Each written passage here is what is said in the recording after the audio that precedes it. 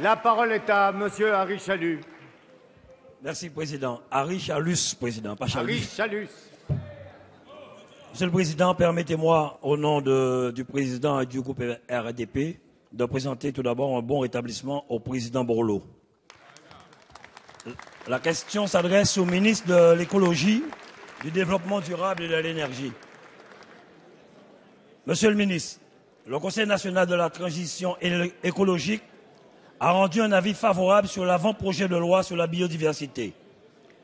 Les récentes déclarations du président de la République et du Premier ministre en matière de transition écologique indiquent une accélération prévisible de la mise en place dans notre pays du dispositif d'accès aux ressources génétiques et au partage des avantages prévus par le protocole de Nagoya.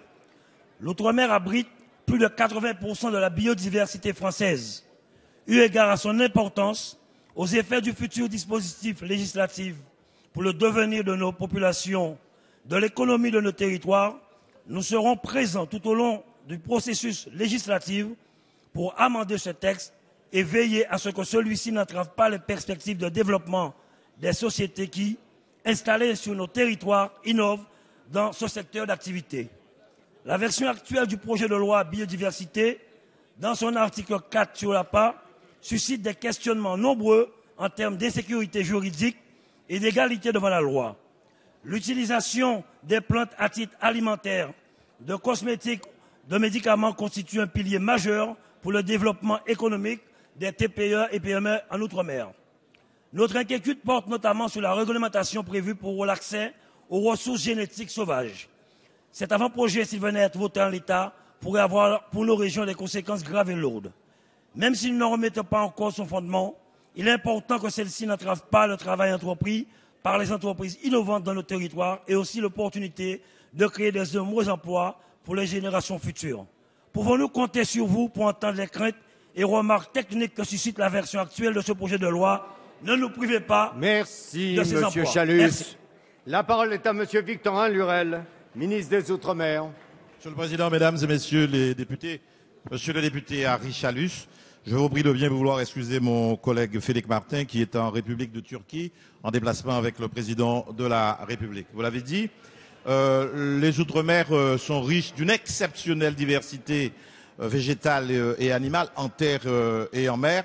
Et c'est précisément le sens du projet de loi porté par mon collègue Martin que de mieux sécuriser et de faire, en tout cas, toutes les parties prenantes mieux accéder à ces avantages-là. Ce projet de loi sera présenté au début du mois de mars en Conseil des ministres.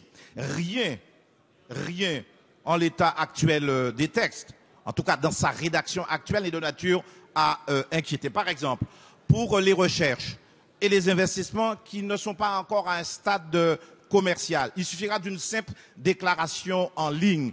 Donc, rien de nature à entraver les initiatives des entreprises privées ou à écarter les TPE et les PME. Et lorsqu'il s'agira de passer un stade commercial, oui, il faudra obtenir une autorisation. J'avoue, et c'est une question qui sera soumise très bientôt au Premier ministre, qu'il y a deux questions majeures qui restent à traiter. C'est quel sera le décideur en dernière instance pour la délivrance des autorisations et des déclarations? Quelle sera entre l'État et les collectivités, quelle sera l'articulation et la dialectique à entretenir entre ces deux instances? Ensuite, deuxième question fondamentale qui sera bientôt tranchée, c'est le partage des bénéfices au bénéfice des populations et des communautés qui respectent le droit constitutionnel, le droit positif. Telle est la question. Avant le débat parlementaire, je vous invite à nous faire des propositions. Merci, Monsieur le ministre.